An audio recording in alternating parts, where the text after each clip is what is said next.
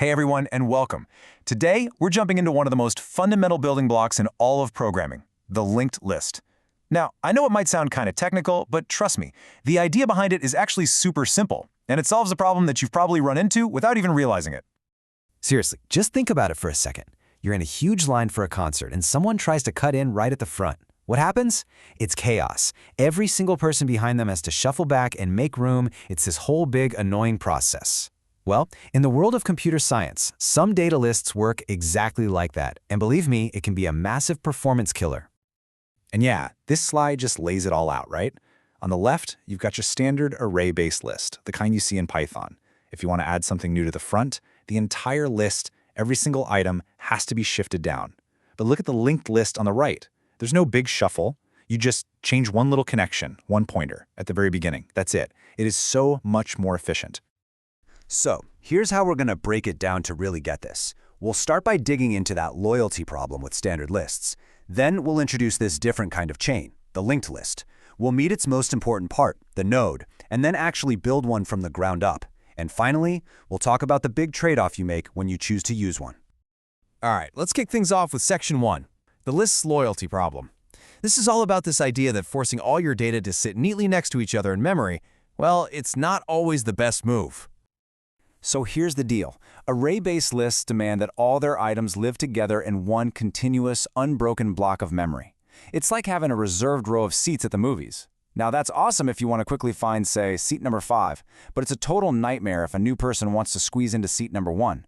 That whole shuffling thing we talked about? For a computer, that's a really expensive operation that just burns up processing time and slows everything down. Okay, so if having everything side by side is the problem, what's the fix? Well, let's get into Section 2 and meet a totally different kind of structure, the singly linked list. This is where we free our data and let it live wherever it wants in memory. So what exactly is it? A singly linked list is basically a collection of individual items we call nodes, and each node has two jobs. One, it holds a piece of data, and two, and this is the magic part, it holds a reference, a pointer, that tells you exactly where to find the next node in the line. It's a chain that's built on following directions, not on being physically next to each other. And I love this analogy. It makes everything so clear.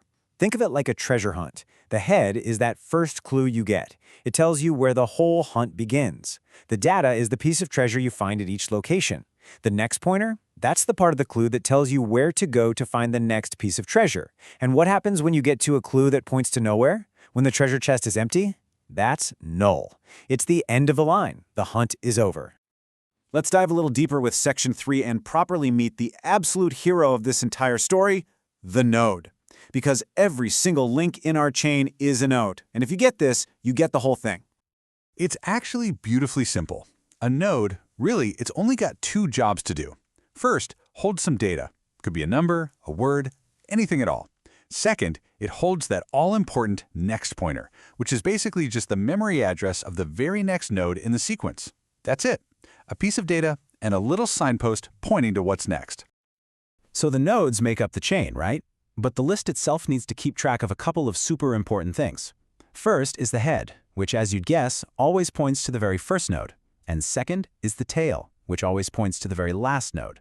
These are our front door and our back door. And of course, if the list is totally empty, then both the head and the tail just point to, well, nothing or none.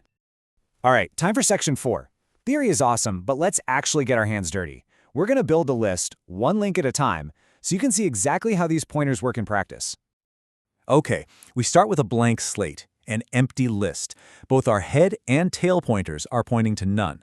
Now, let's add our very first element, the number 99. We create a new node to hold it, and since this is the only node in the list, it's both the beginning and the end, right? So, we make both our head and our tail pointers point directly to this one new node. Easy enough. So what's next? Let's append the number 44. First, a new node for 44 gets created. Now this is the key move. We go to our current tail, the node with 99, and we tell its next pointer to point to our new node.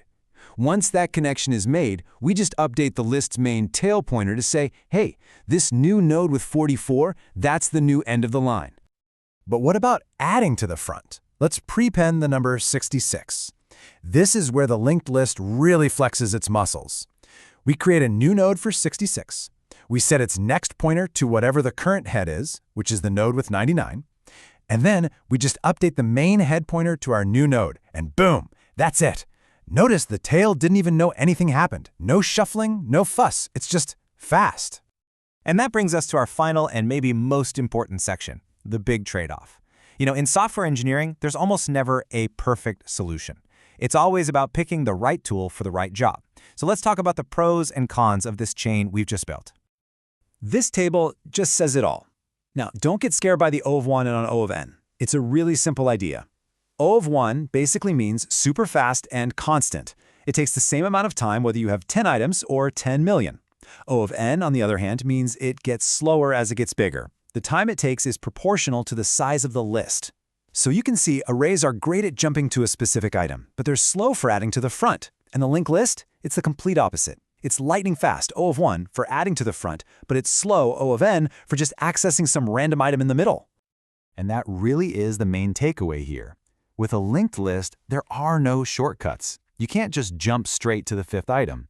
You have to start at the head, your first treasure map clue, and follow the chain, one link at a time until you get there. The time it takes to find something is directly tied to how far down the chain it is. So why do we even bother learning about this simple chain? Well, because it is the foundation for so many other powerful things. Your web browser's back button? That's often a stack, which is basically a modified linked list, or the undo feature in your text editor, or the queue for your printer. All of these everyday features rely on the exact same principles of nodes and pointers that we've been talking about. So you see, this simple chain of data and pointers, it's not just some abstract computer science concept. It's a real tool. It's a building block that lets us create efficient, dynamic, and really complex digital worlds. So the real question is, now that you know how it works, what are you going to build with it?